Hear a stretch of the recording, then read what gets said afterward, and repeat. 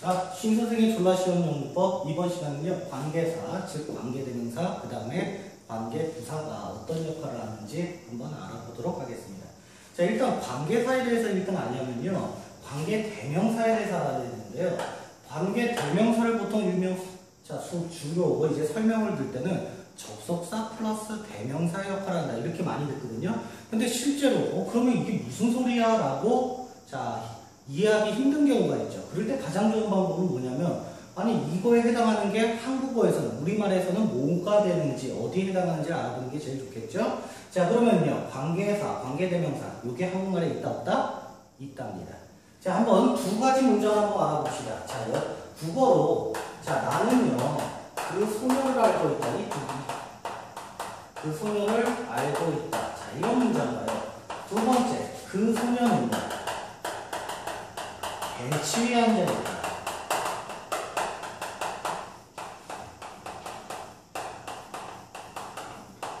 자, 이 두 가지 문장을 한번 예로 들어봅시다. 나는 그 소녀를 알고 있다. 그 소녀는 벤치에 앉아있다.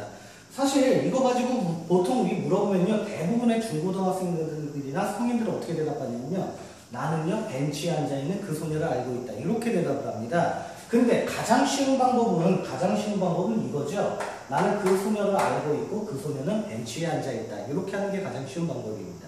자, 왜 그러느냐? 그럼 이거는요 영어로 굳이 따진다면요 무슨 말이냐면 나는 그 소녀를 알고 있다 그리고 그 소녀는 벤치에 앉아있다죠. 그럼 첫 번째 시간에 뭐라고 했습니까? 문장과 문장을 연결해주는 가장 쉬운 방법 접속사를 넣어주는 거죠. 접속사를 넣어주는 겁니다.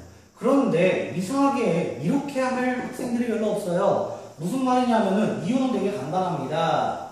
나는 그 소녀를 알고 있죠.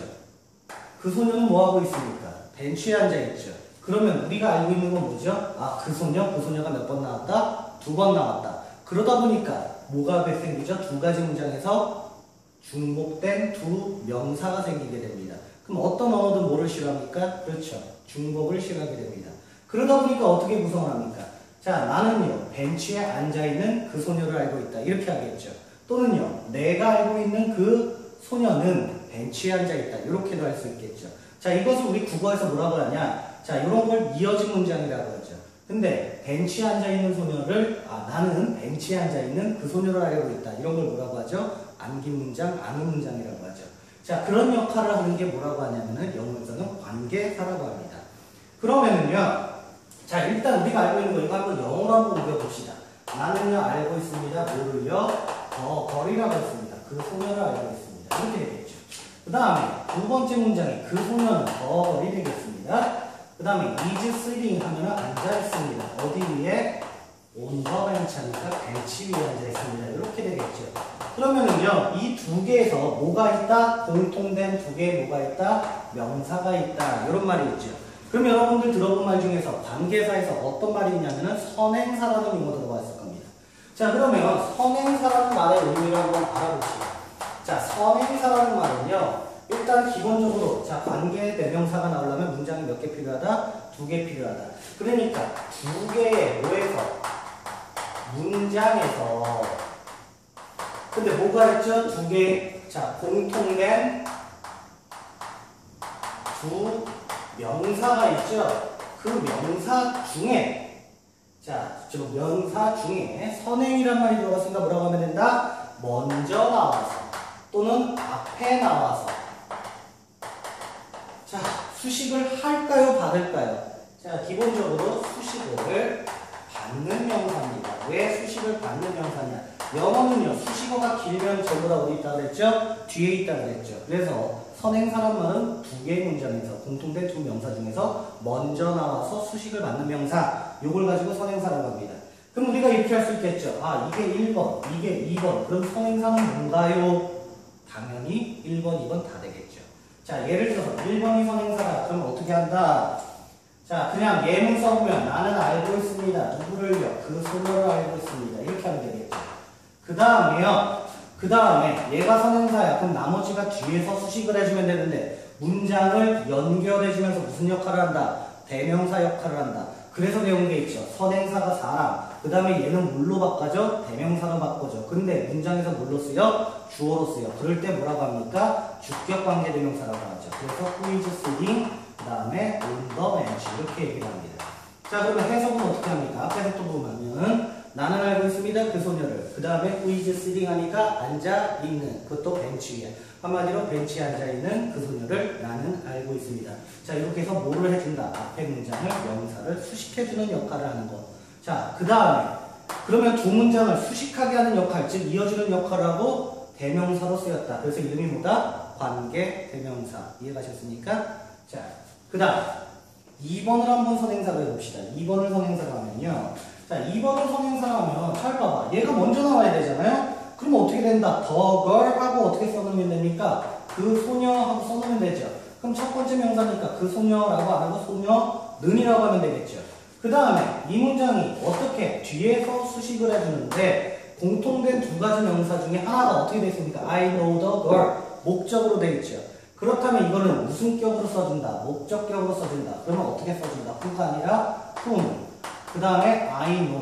이렇게 하면 그 소녀는 내가 알고 있는이 되겠죠. 그 다음에 어떻게 됩니까? is sitting. 앉아있습니다. 어디에? 벤치 위에 on the bench. 이렇게 되어 있습니다. 자, 이게 뭐야? 관계대명사의 원리다. 아, 그러면 주어를 대신했어요. 주격 관계대명사. 목적어를 대신했어요. 목적격 관계대명사죠. 그럼 우리가 하나 안 배운 게 있죠. 뭐가 있다? 소유격 관계대명사 안 배웠죠. 똑같습니다. 어떻게 해요? 공통된 두 가지 명사 중에 하나가 뭘로 돼 있다? 소유격으로 이루어져 있다. 예를 들어서 나는 그 소녀를 알고 있습니다. 그 다음에 더 거리인데 그 소녀가 아니라 그 소녀의 오빠가 자, is a doctor. 이렇게 하면 아, 그 소녀의 오빠가 의사입니다.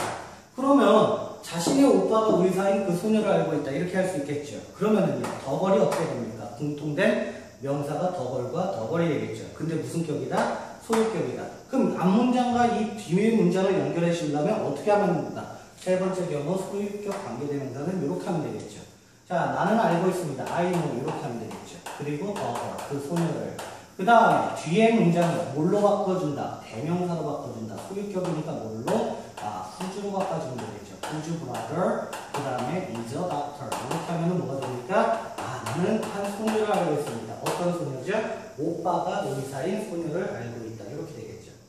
자, 그러면요. 진짜 관계대명사, 주격 관계대명사는 문장을 연결해주면서 주어 대신, 목적격 관계대명사는 두 문장을 연결해주면서 어떻게 수식하게 앞에 명사를 그러면서 목적어 대신.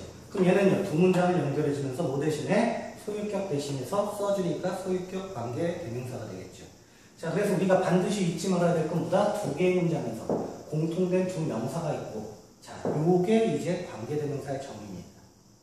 자, 그러면 관계 대명사의 기본 개념만 알아봤습니다. 일단은 공통된 두 명사가 있다. 자, 그리고 나서 우리가 할 거는 뭐냐면요, 그러면 이 관계 대명사의 정의에 의해서 관계 부사를 어떻게 구별할 수 있는가, 요거에 대해서 한번 알아볼 겁니다. 자, 가장 간단한 예문 이런 거 한번 해봅시다. 자, this is the house야. 이것은 뭡니까? 그 집입니다. 이렇게 나왔어요. 그 다음에 blank가 되어 있고요. 아, 내가 원했던 집입니다. 이렇게 나왔어요. 그 다음에 to buy 하면 뭐 하기를 원했던 집입니까? 사기를 원했던 집입니다. 이렇게 되죠. 아, 이것은 내가 사기를 원했던 집입니다. 그 다음에 다음 문장 하나 봅시다. 자, 이것은요, this is the house야. 이것은 그 집입니다. 그 다음에 어떤 집입니까? 내가 원했던 집입니다. 근데 뭐 하기를? to live 이렇게 봅시다. 살기를 원했던 집입니다. 자, 그러면 어떻게 하면 되느냐? 간단하게 이렇게 하면 되겠죠. 자, 일단은 관계대명사 중에서 두 개의 공통된 명사가 있다고 그랬죠. 그 중에 앞에 나오는 걸 선행사라고 그랬어. 그러면 원래 두 개의 문장으로 다시 한번 뭐 하는 게 좋아? 바꿔봐. 그럼 이것은 그 집입니다. 나는 사기를 원했습니다. 어떻게 해요? 그 집을 이렇게 되죠. 이걸 대신에 어떻게 쓰면요? 내가 사기를 원했던 집입니다. 하면은 명사를 대신하면 자, 사물이니까 뭐로 하면 된다? 관계 대명사 이렇게 되겠죠. 됐어요? 그 다음에 두 번째 문장 보면요. 이것은 그 집입니다. 내가 살기를 원했던 더 하우스를 여기다 집어넣었어. 어떻게 되죠? 그 집을 살아요? 말이 돼, 안 돼? 안 돼. 그럼 그 집에서 사는 거죠. 그러면 이 하우스를 대신하면 뭐가 되죠? 아, 당연히 위치가 되죠. 자, 그러면 this is the house which I wanted to live in. 맞는 문장, 틀린 문장? 맞는 문장입니다. 근데 이 in이 house 앞에 있어야 되니까. 자, 이거 대신한 which 앞에 와도 된다, 안 된다? 된다. 아, 그럼 이것은 집입니다. 그 집 안에서 내가 살기를 원했던. 이렇게 되겠죠. 아, 이거 맞는 문장입니다. 그 다음에 일단은 첫 시간에 품사에서 뭐 했습니까? 전치사, 명사는 뭘로 쓰인다? 형용사 또는 부사로 쓰인다. 그러면 이것은 그 집입니다. 내가 살기를 원했던 그 집에서 산 거죠. 뭘로 쓰였죠? 부사로 쓰였죠. 그럼 얘는 뭘로 대신할 수 있다? 부사. 그 중에서도 장소를 나타내면 뭘 쓴다? where. 시간을 나타내면은 when. 이유를 나타내면은 why. 방법을 나타내면 how로 쓰죠. 그래서 이거 뭘로 쓸 수 있다? where로 쓸 수 있다. 자, 그래서 우리가 결론을 내릴 수 있는 게 이겁니다. 자, 기본적으로 관계대명사, 관계부사 구분하는 문제나 이런 걸 풀 때 보통 선생님들이 어떻게 가르쳤냐면요. 이렇게 가르쳐요. 자, 관계대명사 뒤에는 불완전한 문장이다. 관계부사 뒤에는 완전한 문장이다. 물론 당연한 소리입니다. 무슨 말이냐? 자, 얘가 위치죠. 그럼 얘가 하나 빠져있으니까 불완전하죠. 두 번째, 인위치야. 근데 이건 뭐라 써? 부사. 부사는 문장 형식이 안 들어가. 그러니까 완전한 문장이야. 그런데 이렇게 풀면은요, 쉽게 안 풀려지는 경우도 많아요. 그러니까 어떻게 하는 게 좋다? 그냥 여기 있는 선행사를 뒤에다가 넣을 수 있으면 관계대명사. 그 다음에 여기 있는 문장을 전치사를 써서 넣어야 되면 관계부사. 즉 관계부사라는 말은 전치사 플러스 관계대명사의 문제다. 이렇게 하면은 쉽게 유형이 될 것입니다. 이게 뭐냐? 관계대명사 그리고 관계부사의 개략적인 그런 설명이었습니다. 자, 그러면 자, 요게 관계대명사 관계부사고요. 그리고 나머지 이제 세세한 부분이 있을 거예요. 관계대명사와 관계부사의 세세한 부분이 있는데, 자, 그것들은 일단은요, 세세한 부분은요, 책이나 이런 걸 통해서 알아볼 수 있으니까. 그리고 난 다음에 뭐를 잠깐 할 거냐면, 그럼 복합관계사는 어떻게 합니까? 자, 복합관계사는 어떻게 합니까? 이렇게 해야 되는데, 자, 우리가 복합관계사 뭐라고 배웠냐면 이렇게 배웠습니다. 자, 후에다가 ever 붙이고, what에다가 ever 붙이고, which에다가 ever 붙여. 그 다음에 when에다가 ever 붙이고, where에다가 ever 붙이고, 그 다음에 how에다가 어떻게 붙여? ever를 붙인다. 이걸 가지고 우리는 복합관계 부사라고 배웠습니다. 자, 근데 whoever, whatever, whichever 얘는요 보니까 관계 대명사죠. 그러니까 뭐가 된다? 복합관계 대명사가 됩니다. 얘는요 관계 부사죠. 거기다 ever 붙이면 뭐가 된다? 복합관계 부사가 됩니다. 자, 간단하게 얘기해서 얘를 해석하는 방법은 굉장히 쉽습니다. 어떻게 해석하냐? 첫 번째 뭐뭐든지, 두 번째 뭐뭐 하더라도 이렇게 해석하는 겁니다. 자, 무슨 말이냐 한번 연습해 봅시다. 이렇게 가서 whoever 하면 뭐죠? 누구든지, whatever는요 무엇이든지, whichever는 어느 것이든지, 됐죠? 그 다음에 whenever 하면 어떻게 되죠? 언제든지, wherever 하면 어디서든지, however 어떻게든지는 없어요. 자, 요거는 쓰지 않으니까 넘어가고요.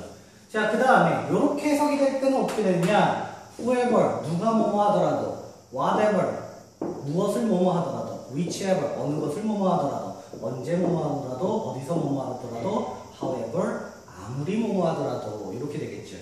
자, 근데 요거의 차이점은 뭐냐? 일단 결론부터 말씀드리면요, 요거의 차이점은요, 일단 얘를 기준으로 해서 요로 가면은 명사절, 요로 가면 부사절입니다. 무슨 말이냐? 예문 하나 보면 알 게 있죠. 자, 예를 들어서 whoever comes here, 그 다음에 can get 이렇게 나왔습니다. 자, 그러면 이게 어떻게 된다? 여기 오는 누구든지 그것을 가져갈 수 있습니다. 문장에서 뭘로 쓰였죠? 주어로 쓰였죠. 그럼 뭐가 된다? 명사절. 근데 잘 보세요. 뭐뭐 하더라도 어떻게 되죠? 뭐뭐 일지라도 얘는 부사절이 됐다. 그럼 부사절이 되면 문장이 몇 개? 두 개가 됩니다. 예를 들면 이거예요. whoever 그 다음에 뭐 may come here 이렇게 해봅시다. I won't sell it 이렇게 만들면 어떻게 됩니까? 자, 쉽게 누가 여기에 오더라도 나는 그것을 팔지 않겠다 이렇게 되죠. 그러면 누가 여기에 오더라도 팔지 않겠다 이렇게 되니까 뭐가 됩니까? 부사절이 되겠죠. 그럴 때 우리가 뭘로 바꿔 쓸 수 있냐면 이렇게 바꿔 쓸 수 있습니다. no matter 그 다음에 뭐 이렇게 바꿔 쓸 수 있습니다. 무슨 말이냐? 자, 예를 들어서 요거 같은 경우 forever이니까 뭘로 바꿨을 수 있다? no matter who로 바꿨을 수 있습니다. 그러면 이렇게 가는 경우는 어떻게 되느냐? 이거는 신경 안 써도 됩니다. 얘가 원래 부사죠. 일로 가도 부사, 일로 가도 부사. 무슨 말이냐? 자, 네가 어디를 가든지 나는 너를 따라가겠다나, 네가 어디를 가더라도 나는 너를 따라가겠다나 같은 뜻이죠. 그래서 자, 신경 쓸 필요 없고 어차피 뭐다? 부사가 일로 가든 부사니까 신경 쓰지 마시고요. 얘만 신경을 잘 쓰시면 됩니다. 이게 개략적인 복합관계사. 그래서 오늘 이 시간에는요, 관계사에 딱 뭐만 하느냐? 개념만 설명하도록 하겠습니다.